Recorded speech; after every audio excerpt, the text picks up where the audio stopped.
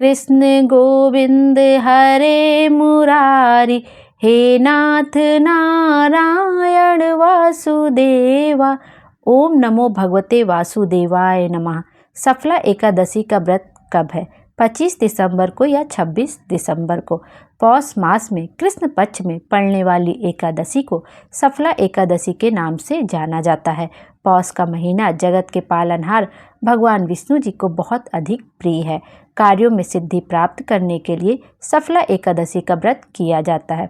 सफला शब्द का अर्थ है सफलता।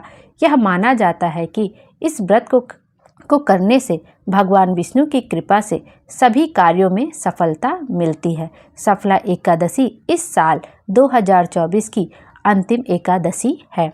आइए देखते हैं कि सफला एकादशी का व्रत इस बार किस दिन रखा जाएगा, 25 दिसंबर को या 26 दिसंबर को। सफला एकादशी का नियम क्या है? सफला एकादशी के पूजा का शुभ मुहूर्त कब से कब तक है?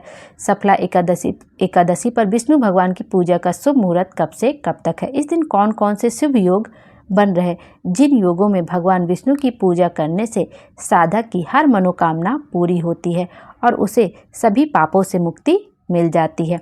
सफला एकादशी का व्रत क्यों किया जाता है? एकादशी व्रत करने के नियम क्या हैं? एकादशी का व्रत खोलने से पहले हमें किस चीज़ का सेवन अवश्य करना चाहिए? आइए सबसे पहले देखते हैं कि इस दिन सफला एकादशी का व्रत किस दिन किया जाएगा। इस बार वैदिक पंचांग के अनुसार पौष माह के कृष्ण पक्ष की एकादशी तिथि 25 दिसंबर 2024 को रात में 10:29 पर शुरू हो रही है और अगले दिन 27 दिसंबर 2024 को सुबह 12:43 पर समाप्त होगी। इस कारण से उदय तिथि के अनुसार एकादशी का व्रत इस बार 26 दिसंबर को रखा जाएगा और 26 दिसंबर इस बार गुरुवार को पड़ रहा है, तो गुरुवार का दिन वैसे ही भगवान विष्णु को समर्पित माना जाता है। तो संयोग से इस बार एकादशी और गुरुवार दोनों साथ ही पड़ रहे हैं, तो यह एकादशी और भी ज़्यादा शुभ योग में बन रही है। इस दिन बन रहे सुकर्मा योग और शिववास योग बन रहा है। आइए अब देखते हैं विष्णु पूजा का शुभ मुहूर्त कब से कब तक है। सुबह 7:12 से लेकर सुबह 8:30 बजे तक विष्णु पूजा का शुभ मुहूर्त है। अब देख लेते हैं इसमें और कौन कौन से जो ब्रह्म मुहूर्त है उसका शुभ मुहूर्त कब से कब तक है। सुबह 5:23 से लेकर 6:17 तक है शुभ मुहूर्त। उसके बाद विजय मुहूर्त है दोपहर में 2:05 से लेकर 2:47 तक। उसके बाद गोधूली मुहूर्त शाम का समय है, शाम में 5:29 से लेकर 5:57 तक। उसके बाद है निशिता मुहूर्त रात में 11:55 से लेकर 12:49 तक। ये सारे शुभ मुहूर्त हैं। इन शुभ मुहूर्त में आप किसी भी समय पूजा अर्चना कर सकते हैं। वैसे भी एकादशी का दिन इतना शुभ होता है कि आप सारे दिन में कभी भी पूजा अर्चना कर सकते हैं। सुबह के समय, शाम के समय, जब आपकी इच्छा बन पड़े तब आप अच्छे से समय निकालकर पूजन कर सकते हैं। आइए देख लेते हैं अब सफला एकादशी का व्रत का पारण करने का समय कब से कब तक है। सफला एकादशी का जो व्रत करने का पारण का समय है वो 27 दिसंबर को सुबह 7:17 से लेकर सुबह 9:16 पर किया जाएगा। मतलब 9:16 तक समय है। आप 7:17 से लेकर 9:16 के बीच में कभी भी पारण कर सकते हैं। और जो द्वादशी तिथि समाप्त हो रही है वो 28 दिसंबर को सुबह 2:26 पर समाप्त होगी। आइए अब देख लेते हैं कि सफला एकादशी का व्रत क्यों किया जाता है। सफला एकादशी का व्रत रखने से व्यक्ति को अपार सफलता मिलती है। इस व्रत को करने से आर्थिक रूप से मजबूती मिलती है, साथ ही जीवन में खुशहाली आती है। लंबे समय से कोई कार्य अधूरा रह गया हो, अड़चनें खत्म होने का नाम नहीं ले रही हों, तब सफला एकादशी का व्रत जरूर करें। इसके प्रताप से जीवन में परेशानियां खत्म होती हैं। सफला एकादशी का महत्व इतना अधिक क्यों है? सफला एकादशी का व्रत करने से व्यक्ति को कई लाभ मिलते हैं। यह एक ऐसा व्रत है जो न केवल धार्मिक दृष्टिकोण से बल्कि मानसिक और शारीरिक रूप से भी बहुत लाभकारी है। साथ ही यह व्रत आध्यात्मिक विकास के लिए भी बहुत महत्वपूर्ण है और तन मन को सकारात्मक ऊर्जा से भर देता है। इसका जो पहला लाभ है उससे सफलता का वरदान मिलता है। सफला एकादशी का व्रत करने से भगवान विष्णु की कृपा से सभी कार्यों में सफलता मिलती है। पापों का नाश और मोक्ष की प्राप्ति होती है। दुखों का नाश और सुख समृद्धि हमारे जीवन में आती है। दुखों और संकटों का नाश आता है। घर में सुख समृद्धि बनी रहती है। मन की शांति और स्वास्थ्य में भी कई सारे लाभ मिलते हैं। इस व्रत को रखने से मन शांत होता है और आत्मिक शक्ति बढ़ती है। साथ ही स्वास्थ्य के लिए भी यह बहुत ही लाभकारी होता है। आइए अब देख लेते हैं जो 2 शुभ योग इस एकादशी पे बन रहे हैं। पहला योग बन रहा है सुकर्मा योग। ज्योतिषियों की माने तो पौष माह के कृष्ण पक्ष की एकादशी तिथि पर सुकर्मा योग का निर्माण हो रहा है। इस योग का समापन देर रात 10:24 पर हो रहा है। सुकर्मा योग को शुभ कार्यों के लिए उत्तम मानते हैं। इस योग में भगवान विष्णु की पूजा करने से साधक की हर मनोकामना पूरी होगी, साथ ही आयु और सौभाग्य में भी वृद्धि होगी। दूसरा जो शुभ योग बन रहा है वो शिववास योग बन रहा है। सफला एकादशी पर दुर्लभ शिववास योग का भी निर्माण हो रहा है। इस शुभ अवसर पर भगवान शिव देर रात में 12:43 तक कैलाश पर्वत पर विराजमान रहेंगे। इस समय जगत की देवी माँ पार्वती भी उनके साथ रहेंगी। भगवान शिव के कैलाश पर विराजमान रहने के दौरान भगवान शिव की पूजा करने से सुखों में वृद्धि होती। ये 2 शुभ योग हैं। यदि आप इन 2 शुभ योगों पर पूजा करते हैं तो आपको मनोवांछित फल की प्राप्ति होती है। आइए अब पूजा की विधि देख लेते हैं। एकादशी पर पूजा की विधि क्या होती है। पहले आप स्नान वगैरह कर लीजिए, अपने रोज़ के कामों से निवृत्त हो जाइए, स्नान वगैरह कर लीजिए। फिर अपने मंदिर की साफ़ सफाई कर लीजिए। फिर जहाँ पे भी एक चौकी लगा लीजिए, पाटा लगा लीजिए, उसके ऊपर कोई साफ वस्त्र बिछा लीजिए और उस पर भगवान विष्णु की कोई प्रतिमा हो, फोटो हो तो आप उसको स्थापित कर लीजिए, या लड्डू गोपाल जी की मूर्ति हो तो आप छोटी सी हो तो आप उसको भी रख के वहाँ पे विराजमान कर दीजिए। उसके बाद प्रभु को पंचामृत सहित गंगा जल से अभिषेक कराएं। पंचामृत आप बना लीजिए, दूध, दही, घी, शक्कर ये सब डाल के आप पंचामृत बनाए, उसमें थोड़ा गंगा जल से भी अभिषेक करा दिए। उसके बाद शुद्ध जल से ज़रूर अभिषेक करवाइए। पंचामृत में जैसे दूध हो गया, दही हो गया, घी हो गया, शक्कर हो गया, शहद हो गया और उसमें तुलसी दल को ज़रूर शामिल करिएगा। उससे स्नान करवा दीजिए। अब उसको अच्छे से साफ़ सुथरे स्वच्छ कपड़े से पोंछ दीजिए। मूर्ति को फिर से विराजमान कर दीजिए और गंगा जल उनके ऊपर छिड़क दीजिए। किसी कलश में थोड़ा सा गंगा जल ले लीजिए, उससे छिड़क दीजिए उनके ऊपर किसी पुष्प से। अब उनको पीला चंदन अर्पित करिए, पीले पुष्प अर्पित करिए, जनेऊ हो, कलावा हो, वस्त्र रूप वो अर्पित करिए, घी का दीपक प्रज्वलित करिए और व्रत का संकल्प ले लीजिए। उसके बाद आप जैसे भी पूजा अर्चना करते हैं उनको भोग लगा दीजिए, धूप बत्ती दिखा दीजिए, आरती कर लीजिए। उनको पीले पुष्प बहुत पसंद है तो आप पीले पुष्प समर्पित कर दीजिए।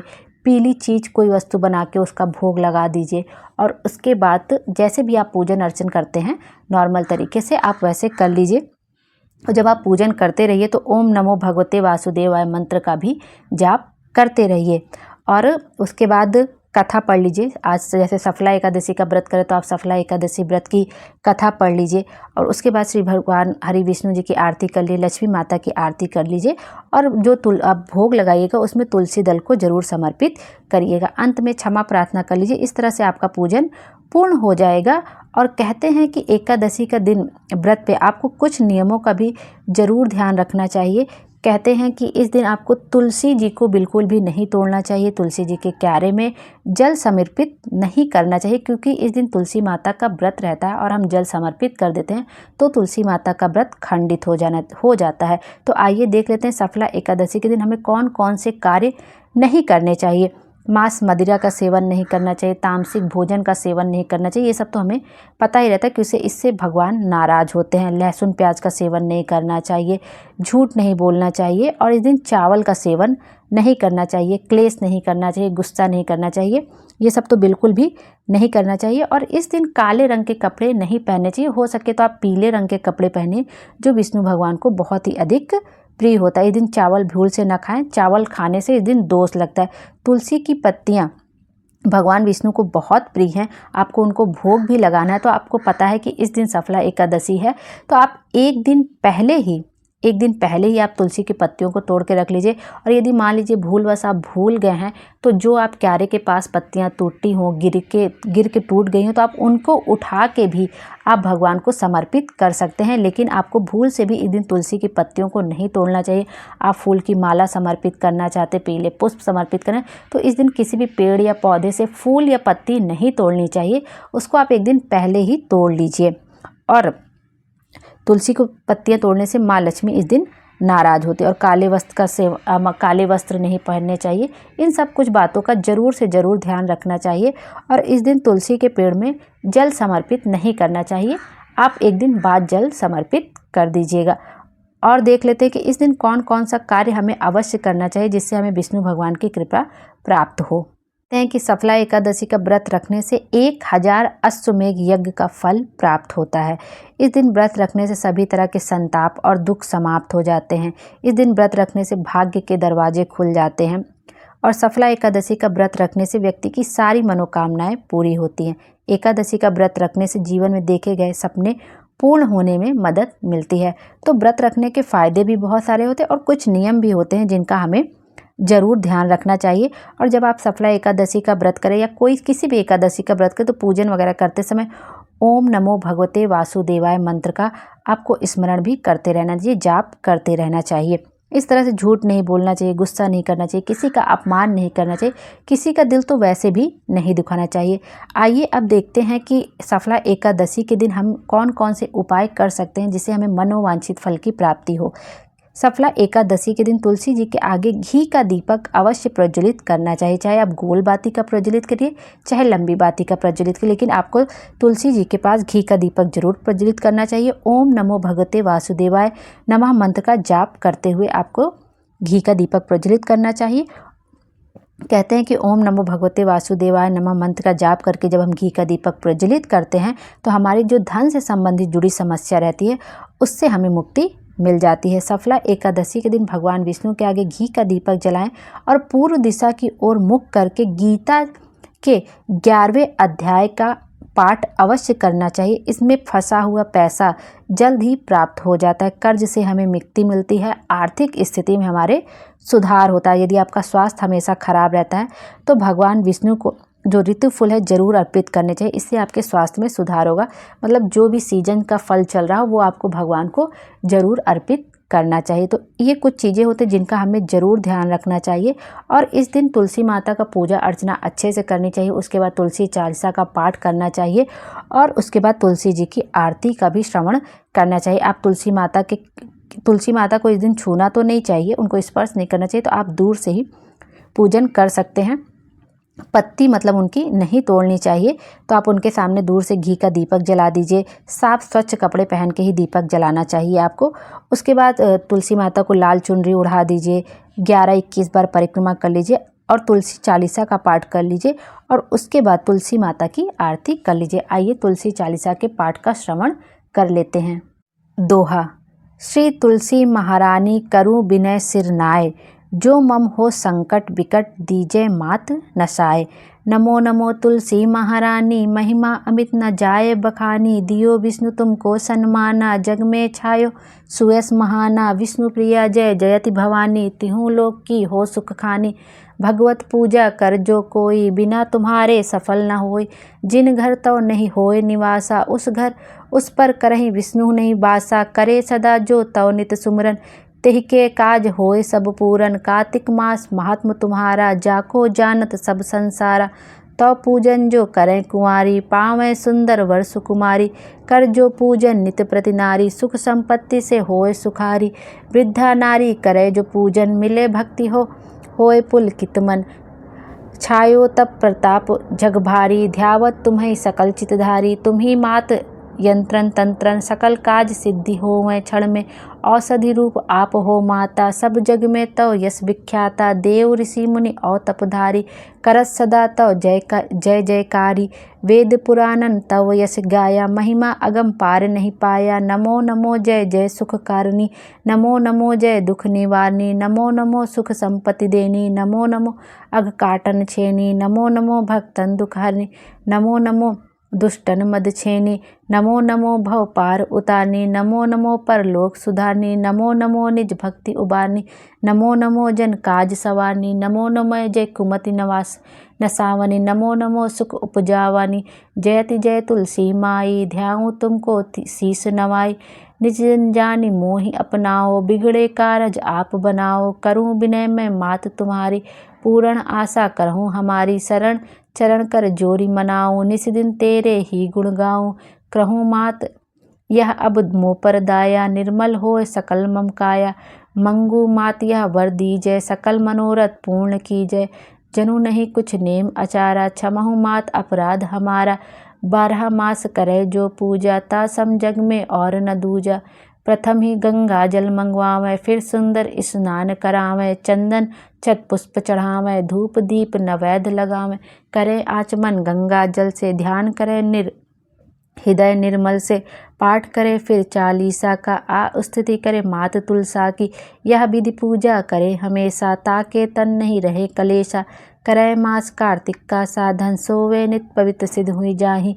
है यह कथा महासुखदाई, पढ़े सुने जो सौ भरतर जाई। तुलसी मैया तुम कल्याणी, तुम्हारी महिमा सब जग जानी। भावना तुझे माँ नित नित ध्यावे, गा कर माँ तुझे रिझावे। यह श्री तुलसी चालीसा पाठ जो करे, गोविंद सो फल पावे, जो मन इच्छा होए।